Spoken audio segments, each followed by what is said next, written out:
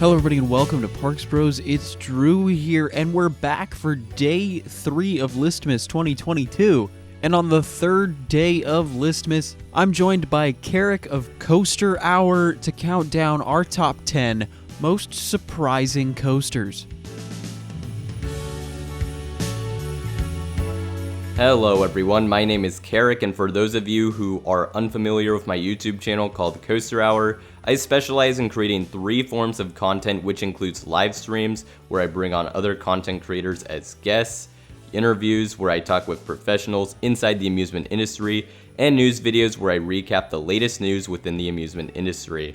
I have been watching these Listmas videos for years now, and I am honored to be a part of this year's series. So huge thanks to you, Drew, for bringing me on, and I'm extremely excited to dive into our most surprising coasters. Starting off the list, I have Superman El Último Escape at Six Flags Mexico. Now, prior to me riding this coaster, I was aware of a few rave reviews of Superman, but I still wasn't expecting anything too crazy. I ended up being extremely stunned by Superman, as it became an elite hyper for me pretty much immediately, and this was due to its fun pre-lift section, incredible laterals, strong airtime, unique terrain usage, and a mid-course brake run that either doesn't hit or only lightly trims the train. For these reasons, Superman has a very unique flavor to it compared to the other hypers I have done, which is why it still remains one of my all-time favorite roller coasters to this day. Hopping into number 9, I'm going to have Hagrid's Magical Creatures Motorbike Adventure at Universal's Islands of Adventure in Orlando, Florida. This ride is just stuffed to the brim with different surprises, and it actually surprised me with how good it really was. And for those of you who watched the last Listmas video, yes, I did have this on my overrated list, but that doesn't mean I think it's a bad coaster by any means. I still think it's fantastic.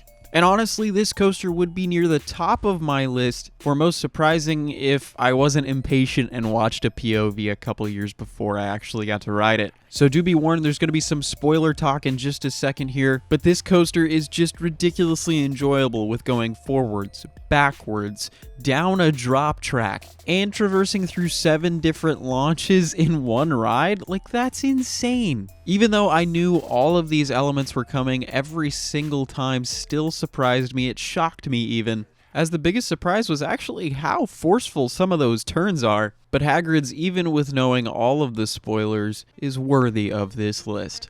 Next, we have a ride that may surprise many of you for being on here, and that is Space Mountain at Disneyland, California. This ride is one that I rode a lot when I was really young, but I didn't have the best memory of it since I got most of my rides well before I was ever a coaster enthusiast. Fortunately, that changed last year when I got to revisit Disneyland, and I truly was floored by how incredible this ride is. What makes Space Mountain so special to me is the soundtrack and atmosphere. The onboard soundtrack is my personal favorite of any attraction I have ever ridden, and the ride taking place indoors makes it feel so fast and even pretty intense, especially for a more family-oriented coaster.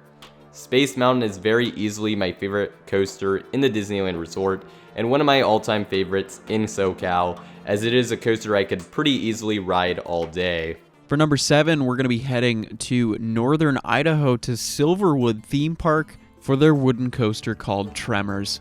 This classic Custom Coasters International coaster is a fairly traditional wooden coaster overall. There's lots of straight track, just going up and down hills, and maybe a helix thrown in there too. But I think by looking at mine and my buddy Zach's face, you can just see how much this ride shocked me with how powerful its airtime is, and those amazing tunnel sections just bring it all together. This ride is way more intense than it should be, and I got off of Tremors panting, as it was very hard to fathom what I just went through. Watching it off-ride, it looks pretty intense. It's fairly fast, goes over those hills quite quickly, and you can definitely see some hair time from off-ride. But holy cow, getting on this coaster is just something else, as it feels like you're being constantly forced out of your seat at every moment, as well as getting a little bit of the bumps and shakes that classic wooden coasters give you too. This is a ride I wish I got more than one experience on, but man, it's just another reason to head back up to Silverwood. And if this was a surprising parks list, I can bet you Silverwood would be my number 1. Next up, I have Mystery Mine, which really came out of nowhere in terms of how great it was during my first visit to Dollywood this year. And by no means is this coaster in my top 10, but when I was going into the ride, I was expecting a potentially rough and unenjoyable coaster. Fortunately, what I ended up experiencing was a really well-themed ride with fun moments throughout, including the amazing finale sequence with that incredible 95-degree drop, and subsequent Heartline roll and dive loop. Mystery Mine is my favorite Gerstlauer coaster I have done so far, and one of my favorites at Dollywood, which is not something that I was expecting going in, and is why it makes the list. Hopping into the state of Ohio for number 5, we're heading to Mason, or should I say Kings Island, for their Mine Train Adventure Express. Now, unlike Hagrid's, I didn't watch a POV before riding this coaster. All I knew is that the ending was fairly anticlimactic, ending in a lift hill. And with you not being able to see most of the ride from the rest of the park, it's fair to say this layout and the ride itself was a complete mystery to me. I went in expecting a typical Mine Train by Arrow, and came out going, holy crap, did I just ride Indiana Jones? This ride, as well as being ridiculously enjoyable with its Arrow jankiness and dropping straight out of the station, ties perfectly into the amazing theming that a lot of this ride has too. Especially at nighttime, there's a lot of cool lighting effects, and there's a ton of moving props as well as tunnel sections that truly allude into that adventure theme. And while sure it doesn't really match up with much of the park itself outside of the ride, this thing surprised the heck out of me, and I would gladly ride it all the time if it was at my home park. It's super fun, family friendly, doesn't really have that long of a wait most of the time, and offers some really great theming all around. If you find yourself at Kings Island, make sure to stop in and ride this awesome coaster. Batman the Ride at Six Flags Over Georgia soars into the next spot, and this B&M invert is my favorite I have ever done, which definitely was a surprise for me after riding it. I don't know what it is, but this Batman clone just runs a lot faster and a lot better than the other ones, which is insane considering the other Batman clone I have ridden at Six Flags Magic Mountain is already one of the most intense coasters I have ever ridden. The final two corkscrews, especially on this version, feel like they are going to kill you in the best way possible, as the whip you get on this is absolutely absurd and completely messed up, but once again in the best way possible. The ride's overall pacing is up there with the original RMC Raptors for being the most consistently fast and crazy as well. Even if you have done the other Batman clones at various parks, you gotta give this one a shot if you ever find yourself at Six Flags Over Georgia.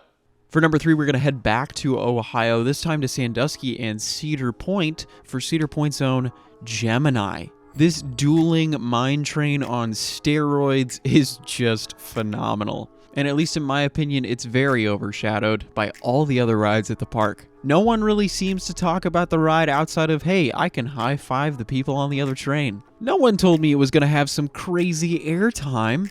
Gemini surprised me in the same ways that Adventure Express as well as Tremors did. There's some random pops of airtime that are just incredibly forceful, and some great head choppers and hand chopper moments all around the structure. And while it's more intense than you'd probably expect, it's still a great ride for families overall, especially at that park. And I came off of this ride the first time immediately wanting to go ride the other side. That dueling aspect just adds into it a heck of a lot more as you're getting to interact with random people and make that connection. It's just so cool. All while you're getting some of the most unexpected airtime at the park, yes, even compared to Magnum XL 200. Gemini surprised me in just the best of ways, and you can bet I'm gonna ride it every single time I go out to Cedar Point.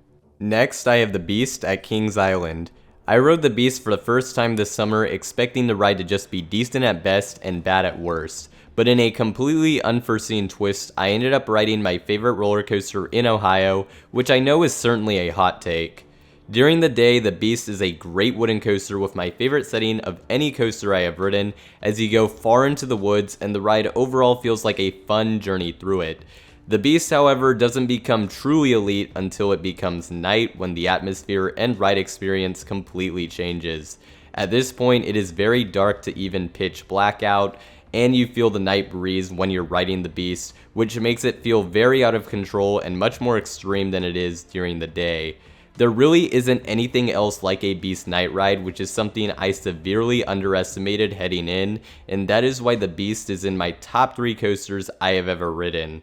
For number 1, we're going to head to Branson, Missouri for Silver Dollar City's own Fire in the Hole. And I don't even want to spoil anything about this ride outside of that I was shocked at what happened. Just like Hagrid's, I knew what was coming, but man, oh man. There's a good 10 to 15 seconds that live in my head constantly as riding this ride and debated coaster knocked my socks off. There's tons of fantastic theming on a Knott's Berry Farm level. And I gotta say, it reminded me a lot of my home parks, such as the Calico Mine Ride as well as the Timber Mountain Log Ride. But in addition to just hitting that heartstring, it also brings one of the best surprises on any ride I can think of. Now, I won't go into that now as I want you to go experience it for yourself, but I can definitely say there is never going to be a moment like riding that ride for the first time with my friends. And while I sadly don't have video evidence of the moment, I do have the reaction right after